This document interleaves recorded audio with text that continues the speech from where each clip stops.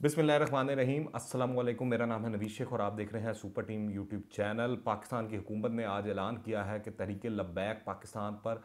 पाबंदी लगाए जाने के बाद जुमे को काबीना में इस जमात को तहलील करने के लिए समरी पेश की जाएगी। आज वफाकी काबीना ने इस तंजीम पर पाबंदी लगाने की बाकायदा मंजूरी दे दी है, जिसके बाद तहरीक लब्बैक का शुमार भी कलअदम तंजीमों की फहरिस्त में होगा। इस हवाले से मैं आपको बताऊं, वफाकी वजीर बराए मजहबी अमूर नूरुल हक कादरी के हमरा वफाकी वजीर दाखिला शेख रशीद अहमद ने एक बड़ी अहम प्रेस कॉन्फ्रेंस भी की। उससे पहले काबीना का इजलास हुआ। इस मौके पर शेख रशीद साहब का कहना था कि हुकूमत ने हत्तुल इम्कान कोशिश की कि मामलात मुज़ाकरात के ज़रिए तय पा जाएँ। जो फ्रांसीसी सफ़ीर है उसको मुल्क बदर करने से यूरोपीय यूनियन वगैरह से हालात पेचीदा हो जाएंगे। उन्होंने ये भी कहा कि अब कौमी असम्बली में फ़्रांस में पैगम्बर इस्लाम सल्लल्लाहु अलैहि वसल्लम के खाकों की इशाअत के मामले पर कोई करारदाद नहीं आएगी। वफाकी वज़ीर मजहबी अमूर जो हैं नूरुल हक कादरी साहब, उन्होंने कहा इस पर कि हुकूमत ने कोशिश की थी कि तहरीक लब्बैक एक मरकज़ी धारे की सियासी जमात के तौर पर निज़ाम में, और इस हवाले से उनसे मुतअद्दिद राब्ते और मुलाकातें भी की गई। हुकूमत असम्बली में करारदाद के मौक़िफ़ से कभी पीछे नहीं हटी। करारदाद के मतन के बारे में हुकूमत की तजवीज़ ये थी कि इसके मुज़मरात हुकूमत के लिए और मुल्क के लिए मनफी ना हो और सफारती महाज पर मुल्क जो है मुश्किल में ना पड़ जाए, लेकिन पीएलपी अपना मतन तजवीज़ कर रही थी। हमने इनको यहाँ तक पेशकश की कि एक मतन आपका है, एक हमारा है। स्पीकर एक पार्लिमानी कमेटी का ऐलान करें जिसमें तमाम सियासी जमातों की नुमाइंदगी हो। अगर वो कमेटी एक मुत्तफ़िका मतन ले आए तो हमें इस पर कोई एतराज़ नहीं है, लेकिन वो बज़िद थे कि हम जो कुछ कह रहे हैं उसको माना जाए और पार्लियामेंट से मंजूर करवाया जाए। उन्होंने ये भी कहा कि हुकूमत और रियासत का काम मिन्नत समाजत करना नहीं होता,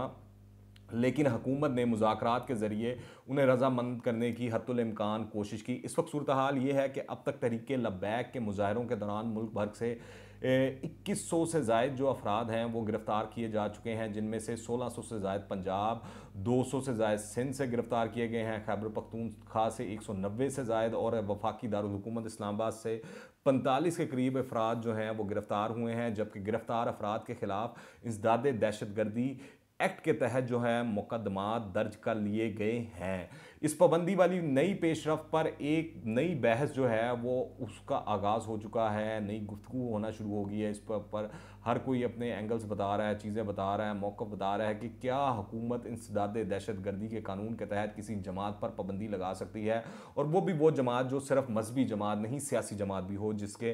टिकट के ऊपर लोग इलेक्शन लड़ते रहे हों और इलेक्शन जीत कर असम्बलियों में भी मौजूद हों। शेख रशीद के मुताबिक तहरीक लब्बैक पर जो पाबंदी इसनाद दहशतगर्दी के कानून 1997 के कवायद 11B के तहत लगाई गई है, जिसके लिए सिर्फ जो है कैबिनेट की मंजूरी दरकार होती है। शेख रशीद का तो ये मानना है और जो वफाकी काबीना और हुकूमत है उसका ये मानना है, जबकि जो माहिरीन हैं और तज्जियाकार हैं उनका थोड़ा मौक़िफ़ इस हवाले से मुख्तलिफ है। उनका कहना है कि वफाकी हुकूमत की तरफ से तहरीक लब्बैक पाकिस्तान को कलअदम करार देने का फ़ैसला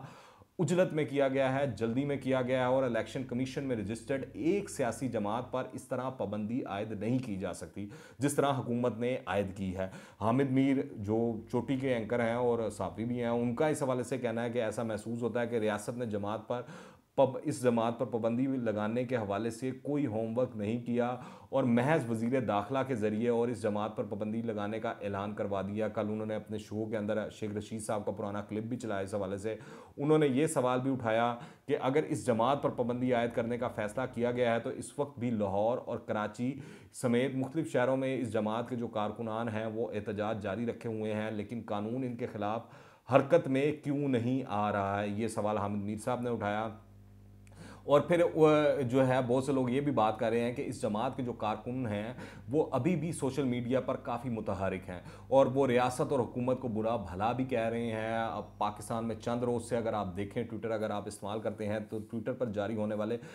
अव्वलीन ट्रेंड्स जो हैं वो तहरीक लब्बैक पाकिस्तान की हमायत में हैं और जमात पर पाबंदी के फ़ैसले के ख़िलाफ़ जो ट्रेंड्स हैं वो बनाए जा रहे हैं। जबकि कुछ ट्रेंड्स जो हैं टीएलपी के मुखालिफ जो लोग हैं उन्होंने भी क्रिएट किए हैं और वो भी चल रहे हैं। दूसरी जानिब आप देखें, इलेक्शन कमीशन ऑफ पाकिस्तान के एक हाजिर सर्विस अफसर ने, ये मैं आपको बीबीसी की स्टोरी बता रहा हूँ, बीबीसी के अंदर उन्होंने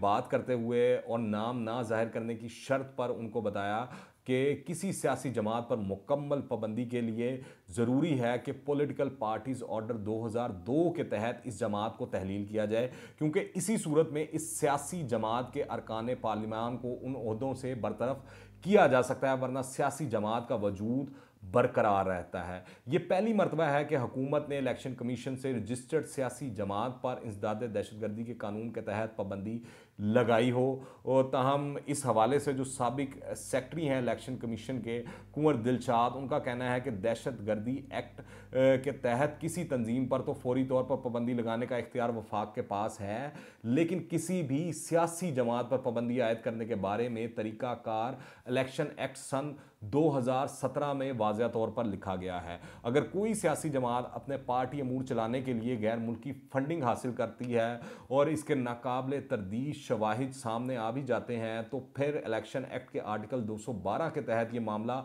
वफाकी हुकूमत को भिजवाया जाएगा और वफाकी हुकूमत 15 रोज़ में ये मामला सुप्रीम कोर्ट भिजवाएगी। उसके बाद ये चीज़ें तय होगी कि उस जमात पर पाबंदी लगाई जाएगी कि या नहीं लगाई जाएगी। कुंवर दिलशाद का इस हवाले से ये भी कहना है कि सुप्रीम कोर्ट फ्रीकैन को नोटिस जारी करने और इनका मौक़िफ़ सुनने के बाद ही जमात पर पाबंदी आयद करने या ना करने के बारे में फैसला करेगी। उनका कहना था कि अगर सुप्रीम कोर्ट इलेक्शन कमीशन के मौक़िफ़ को दुरुस्त तस्लीम करते हुए किसी सियासी जमात पर मुल्क दुश्मन सरगर्मियों में मुलव्विस होने पर दहशतगर्दी फैलाने का इल्ज़ाम के नतीजे में पाबंदी आयद कर देती है, तो फिर इस जमात के टिकट से मुंतखब होने वाले अरकान कौमी और सूबाई असम्बली नाअहल करार हो जाएंगे। कुंवर दिलशाद का मजीद कहना था कि अगर मुतासा फरीक चाहे तो वह हुकूमती फैसले के खिलाफ अदालतों में भी जा सकता है। तरीके लब्बैक पाकिस्तान के इस वक्त, जिस तरह मैंने शुरू में बताया कि बहुत से लोग जो हैं वो मेंबरान असम्बली में हैं, 3 अरकान सिंध असम्बली के रुकन हैं, इनमें से 2 अरकान जो हैं सन 2018 में होने वाले इंतखाबात में कामयाब होकर आए थे, जबकि ख़वातीन की मखसूस नशिस्तों पर भी 1 रुकन है। और अगर आपको मैं याद करूँ 2018 के इलेक्शन में जो तरीके लब्बैक पाकिस्तान है, वो पाकिस्तान की 5वीं बड़ी सियासी जमात उभर कर सामने आई थी जिसने इतने ज़्यादा वोट लिए थे, 20 लाख से आई थिंक ज़्यादा वोट लिए थे पूरे पाकिस्तान से तरीके लब्बैक पाकिस्तान ने। और 5वें नंबर पर इस्ता जो थी ये जमात रही थी तमाम सियासी जमातों के दरमियान, अगर वोट काउंट के हिसाब से गिना जाए तो। पाकिस्तान के इंसदाद दहशतगर्दी के इदारे नेक्टा के जो साबिक सरबराह हैं एहसन गनी और इस्लामाबाद की नेशनल डिफेंस यूनिवर्सिटी में इंसदाद दहशतगर्दी के प्रोफेसर और शोबा बैनुल अक़वामी ताल्लुकात के सरबराह जो हैं डॉक्टर खुर्रम इकबाल के ख्याल में भी तरीके लब्बैक पाकिस्तान के ख़िलाफ़ ये पाबंदी शायद ज़्यादा मौसर साबित ना हो सके और ज़्यादा देर तक चल ना सके। अगरचे हुकूमत की जानिब से तंजीम पर पाबंदी आयद करने की तैयारियाँ मुकम्मल की जा रही हैं, लेकिन तरीके लब्बैक पाकिस्तान 30 दिन के अंदर अंदर इस फैसले के ख़िलाफ़ वजारत दाखिला में अपील दायर कर सकती है। फिर तंजीम की इस अपील पर वजारत दाखिला की एक कमेटी जायज़ा लेगी और अगर ये कमेटी भी अपील मुस्तरद कर देती है तो इस फैसले के 30 दिन के अंदर अंदर तहरीके लब्बैक पाकिस्तान हाई कोर्ट से भी रुजू कर सकती है। यानी कि आने वाले दिनों के अंदर हुकूमत ने तो जो भी काम करना था और जो पाबंदी लगानी है वो तो उसके ऊपर स्टिक हैं, वो लगा रहे हैं और कर भी रहे हैं, मगर जो कानूनी रास्ता है वो तहरीके लब्बैक के सामने खुला हुआ है और वो कोर्ट्स में जाकर अगर इस सिलसिले में रिलीफ लेना चाहें तो वो जा सकते हैं और एक नई अदालती जंग जो है इस हवाले से और इस सिलसिले से शुरू हो सकती है मेरे ख्याल में।